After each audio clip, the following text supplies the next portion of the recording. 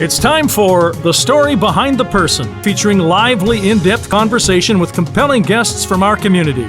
And here is our host, Jonathan Van Bilsen. Thank you. Today's guest hails all the way from Boston, Massachusetts, and makes his home in North Durham. He's a segmented woodturner, and if you're like me and don't really know what that means, stay tuned for The Story Behind the Person, right after these messages. Top care with top stylists. Book your next hair appointment with Port Perry's award-winning hair salon, Rosario Greco Styles. The hair experience you deserve. Book today. Call 905-985-0099.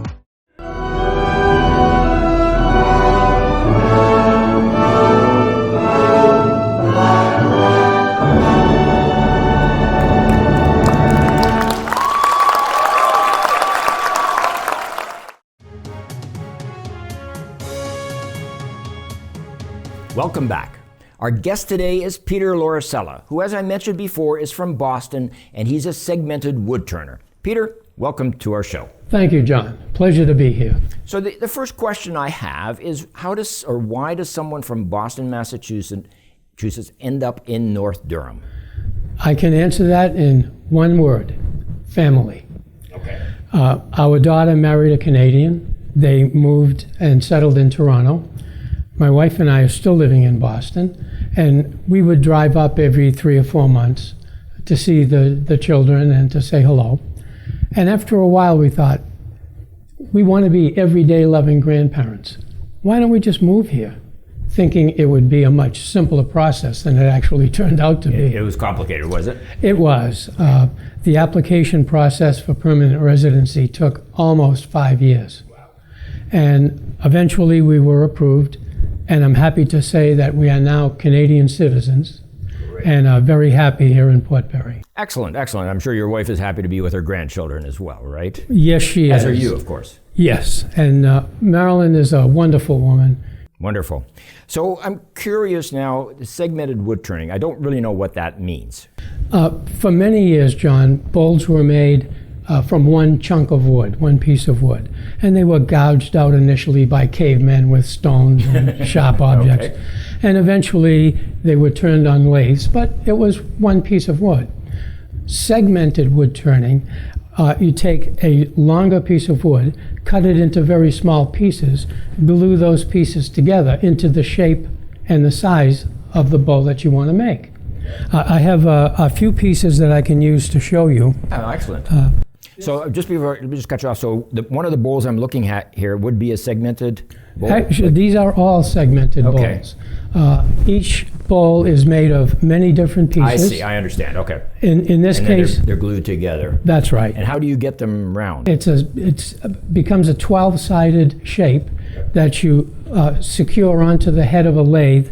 It starts to spin, and you use a chisel to remove wood. And that's the sections there, those are the pieces you're talking about? That's right. And this was at one time a straight piece of wood. By cutting it at angles and rearranging it, you can make a circle. Oh, I see. And that's what I've done here with these pieces. Right.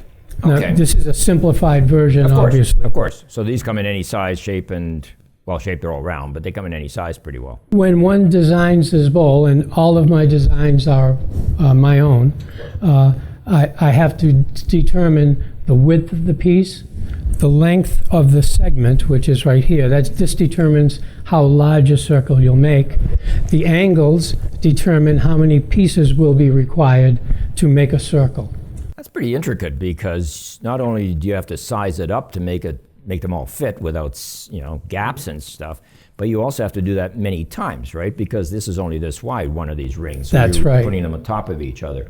That's right. These bowls here all have between 70 and 100 pieces of wood. Okay. Most have 4 or 5 different types of wood, and that gives you is visually much more attractive, I think, than a bowl made from a single piece of wood. Okay. I'm going to take it back a bit into your life. I understand that way back in the day you were in the Navy. I was. I graduated from high school and immediately went into the Navy. Wow. There was at the time a military draft. Okay. So growing up you knew sooner or later you would be in the Army or the Marine Corps or the Navy or the Air Force. I chose to go directly from high school. I served for 5 years in the U.S. Navy. Why did you pick the Navy? I'm just curious. My dad had served in World War II in the Navy, and he was on a destroyer. And he talked all the time about life at sea, life in the Navy, all of the things that sailors do.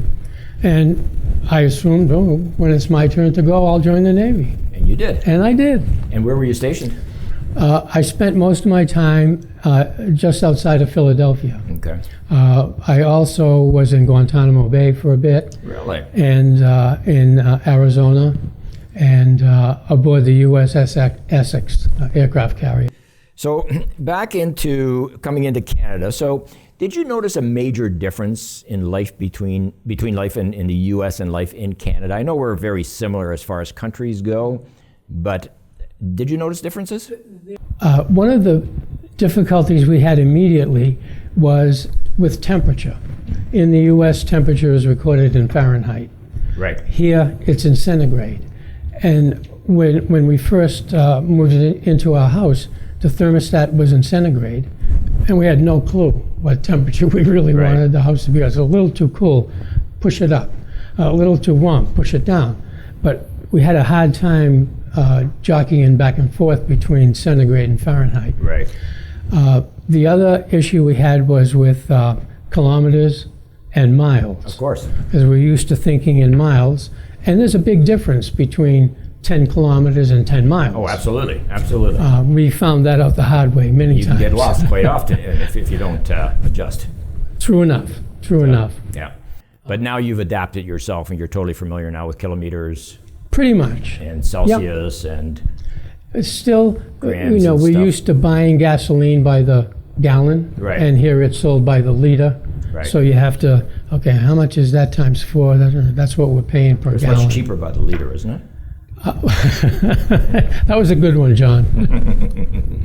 So I know we were talking earlier before we went on the air that doing the turning of segmented wood can have some accidents that can happen. Do you want to share that with us? Yes. I had been turning a fairly large bowl. I took it outside. It was winter time, and it was not terribly well lighted in the shop.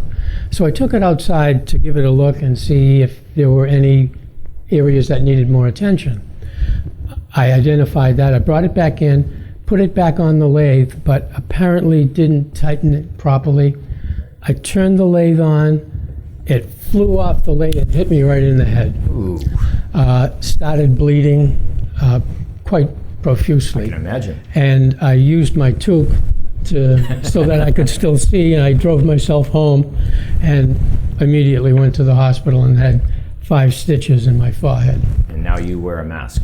Now I wear a shield, yes. Shield. And I have many times felt and heard the ping of a piece of wood flying past me or hitting the shield. I remember back in the days when I was a kid, hockey goalies didn't wear masks. Mm-hmm. And there was one goalie, I believe it was Terry Sawchuk, who started wearing a mask.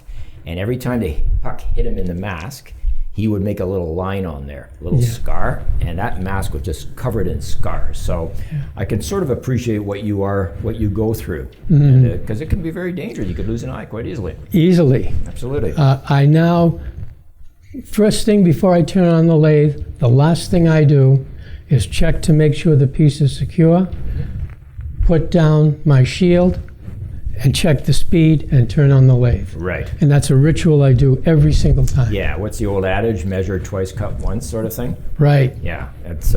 ounce of prevention, pound of cure. Right, and it's a good thing that you learned that without serious without injury. Serious injuries right. happening. So I understand also you are a baker. You love to bake. Yes, I do. So you're very talented. There's a lot of talent going on here. There's the wood turning, there's the baking. So tell me about your baking. Growing up in the Italian section of Boston, I had 2 wonderful grandmothers who lived, one right upstairs and the other just around the corner. And all my aunts and uncles lived within walking distance. So I saw my family all the time. And they all cooked and they all baked.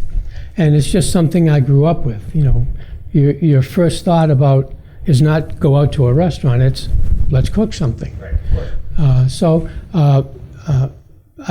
My grandmother on my father's side was especially proficient at baking, and I learned a lot from her about recipes and ingredients. And of course, in those days, everything was rolled out by hand. You made your own crust. You did all the things yourself. What's your favorite pie? My favorite pie, it's a close call between an apple raspberry pie and an apple anise pie. Apple what? Anise. It's really? Flavored with. It's like licorice, right? Anise is a little bit like licorice? Yes. Wow. It has a very interesting flavor. And that is what my paternal grandmother taught me. I'm assuming you brought one with you for us to try later. Yes, I did. And there's enough to go around, too. Good answer. It sounds delicious, and I really would like to try it, actually. It sounds delicious. I'm just looking at the bowl here as you were talking about the pie, thinking, I guess you wouldn't make your pies in these bowls and that, but I'm noticing there's different types of colors on them. Are those different woods? Yes, they are. So what sort of wood would you use? I use oak and maple as domestic woods, okay, and poplar sometimes. This particular bowl here has kumaru, oak, angelum pedra, maple and walnut, and it has a white oak base. Where do you get these woods? Like you don't go down to the local lumber yard and get them, or do you? No. What I try to do is buy leftovers from hardwood flooring. Oh, I see. And remove the finish, plane it down, rip off the tongue and groove, and that's a ready source of very different types of wood. Really? I And didn't know that. you don't need a lot of wood to make a bowl like this. Right. So small orders work fine for me. So if I was to walk into your house, there'd be sections of your flooring that would be missing? Is that how it works? We try not to do that. Okay. So when you start making the bowl, do you envision the end product before you start? Is that how it works? Yes. Everything has to be planned out. I usually work on a piece of graph paper and determine the size of the rings that I want to make. Right. This bowl, for example, has 3 rings. Right. 1, 2, 3, Wow. and a base. Okay.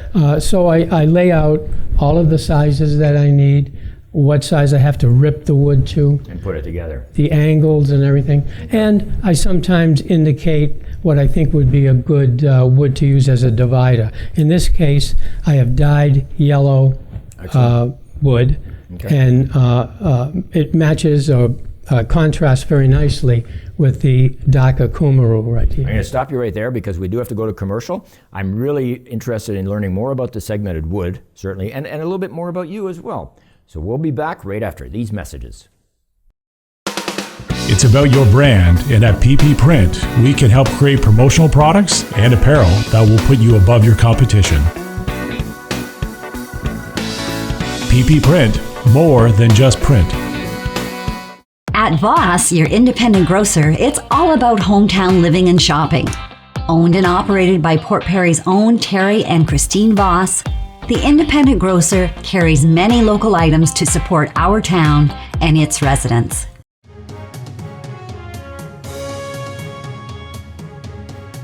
Welcome back. My guest today is Peter Lauricella, a segmented wood turner, which is a term that we're going to learn some more about. Peter, welcome back. Thank you, John.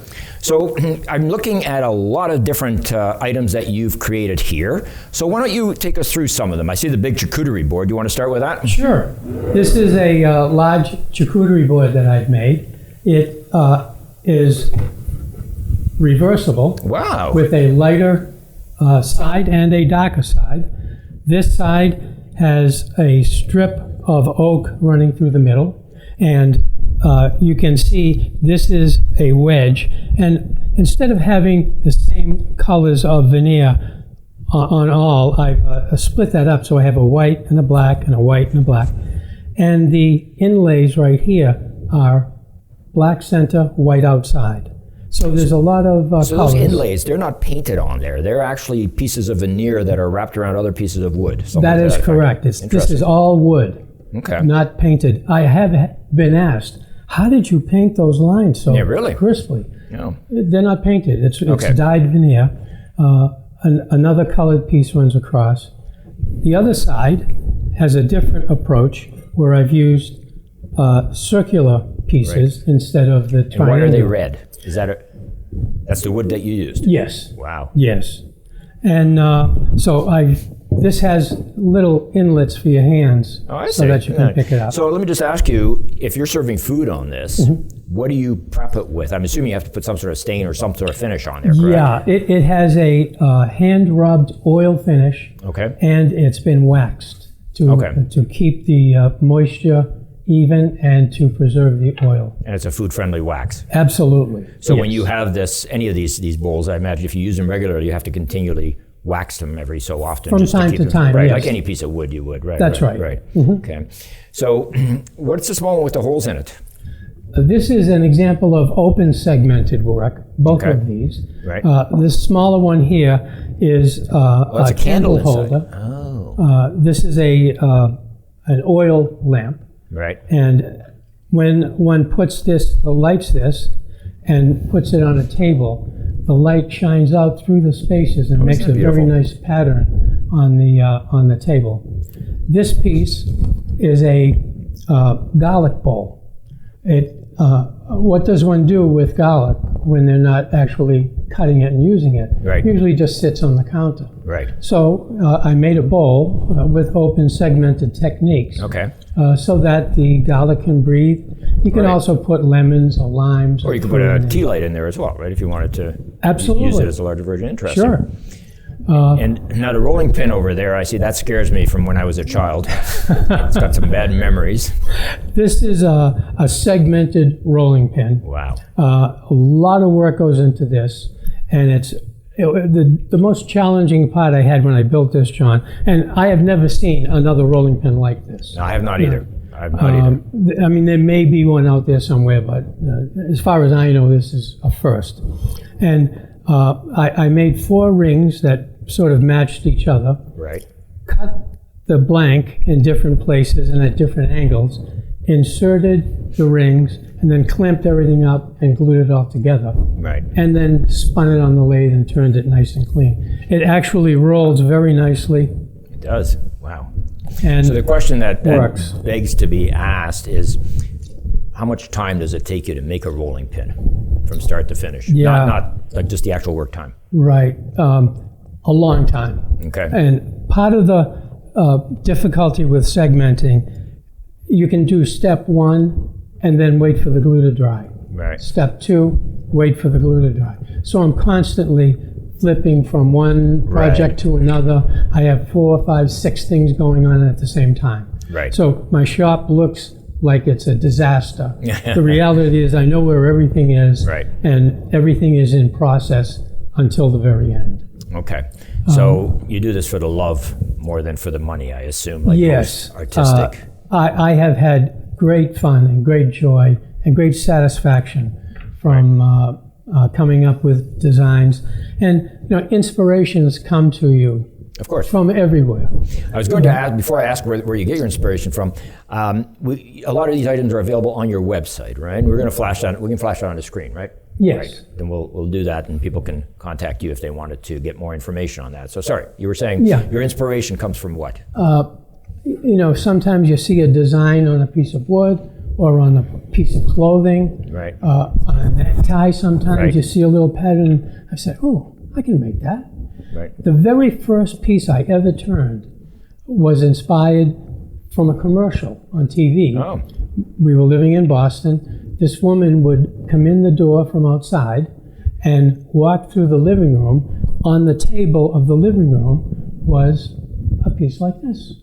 And I looked at it, now I don't remember what the commercial was for. Right. And I don't remember who the actress was, but I remember the piece that was on the coffee table. And I tried, and I just couldn't get it just right. And then eventually I figured it out. Okay. So it was fun learning that. And one success encourage you to Right. try again, a little bigger, a little more complicated. And are some of your designs influenced by traveling? Because different customs in different countries must have some effect, right? Absolutely. My wife and I had the great pleasure of going to Paris and to Venice about 5 years ago. Right. And as I looked out the hotel room window, I could see a bridge spanning the River Seine. Okay. And there was a railing atop the bridge that, instead of having a beam that goes across horizontally and spindles, Right. it had a piece that was sweeping like so. Okay.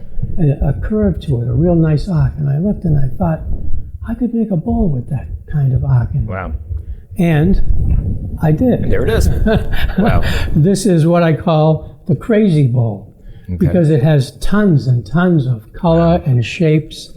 And I hatched intricate. the idea for this, and I made this bowl, and I showed it to a friend, and he looked at it, and he turned it, and he looked at it, and he looked at me, and he said, "Peter, you're crazy." So I called it the crazy bowl. And here I thought you were going to show us a rolling pin in the shape of the Eiffel Tower. So, One other bowl, John. of course. This is a photograph that was taken by a world-famous photographer Right. of the a bandstand at Palmer Park. The gazebo in Palmer Park. The gazebo, Right. yes. And I printed that photograph onto a piece of veneer, glued it onto the base, and built a couple of rings around it. Wow. And here is a Port Perry type bowl. Isn't that nice? Very customized. In order to keep the ink from discoloring, Right. I sealed it several times with a urethane and sanded it in between coats, and then put a good wax finish on it. Amazing. No doubt you got permission from the photographer to use that photo. No doubt. So is that what we call a mandala? Is that the word? A mandala is a religious symbol. Oh. Usually they're symmetrical. Okay. And I have made many bowls with pieces in the center with mandalas in them. I also have done some with Celtic crosses and Celtic designs. So you could customize anything. You could put a little baby's picture in there if you wanted as a gift for a newborn or anything like that. Absolutely. What a great idea. Yes, yes. And excuse me, I imagine it takes a fair bit of time to do that. It does. Yeah. And when you're printing, sometimes the printer will print perfectly, and sometimes you'll get a little splotch, Right. and you got to try again. So are you like most artists where you start with one item and then as you're making that, you think, oh, I could do this, and then you do this, and then, oh, I could do that, and so forth. Is that how it works with you? Constantly, yes. And as a matter of fact, when I make a new bowl now, one that I haven't made before, I cut enough material to make 2 or 3. Okay. Because I know as soon as I start assembling it, I'll say, this would look really great if I put a different piece in here. Right. So I could still finish it as the original, as I had intended it, but I have the option now to just add, assemble the pieces for bowl number 2, Right. and modify it that way. So Okay. Interesting. Where do you do this? I work mostly in my garage. Okay. My wife thinks that it's actually a garage. It's really a workshop. It's not for cars, of course. No, there's no cars in there. Right. And instead it's filled with dust collectors and sanders and table saws and lathes. And it keeps me going, keeps me out of the bar room. Now you mentioned, it's a good thing. You mentioned that the garage is not for cars. You have a few antique cars, correct? That is correct. The older of the two, I actually 3 now. The oldest is a 1933 Buick. Wow. It's been modernized with a new engine, new transmission and drive shaft and rear end. Is that in Boston or is that here? That's in Boston. Okay. It was here at one time? It was, yes. Okay. We brought it up here, and then eventually I drove it back. You actually drove it back yourself? I did. That must have been fun because the power steering in 1932 was not that great, right? That's right. And Did the not speed exist. limits of 100 kilometers an hour or 60 miles an hour were not very effective. Right. It was a long ride back. Yeah, I can And imagine. not only was it time consuming, but there was no radio, Right. there was no air conditioning. Wow. Had to keep the window rolled down for ventilation. And there was a lot of fuel smells from other cars imagine. passing you. You get a headache within an hour. It's an interesting trip, though. It's something that's fun to do. I also have a note here that you were involved with people at the hospice. Yes. And is that from a wood turning capacity? No. I have always wanted to work with dying people. Okay. And when I had the opportunity to take a course, a basic course, and then an advanced course right here in, it was in Oshawa, actually, presented in Oshawa by Durham Hospice. Right. I enjoyed it. I've worked for several years as a hospice volunteer, and it's been very rewarding work. Difficult at times, I can imagine. but I can imagine. very, very rewarding. And Very noble. yeah. You also did a little bit of broadcasting back in the day, I'm told. You did a sports show for a station in Boston. I did. And I am told that your signature sign-on was something spectacular. So would you mind sharing that with us just to relive the good old days? I will do that.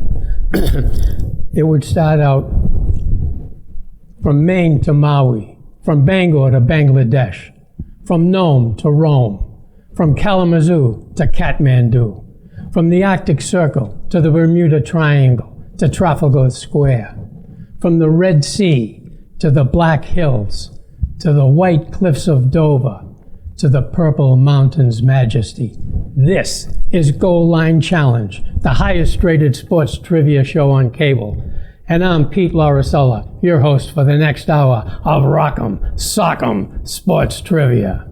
Don't change the channel. That's amazing. Quite humorous. I'm going to check out YouTube and see if I can find some of the old shows that you did from way back when. Unfortunately, that's all the time we have. I want to thank you very much for sharing everything about segmented wood and for educating us on this.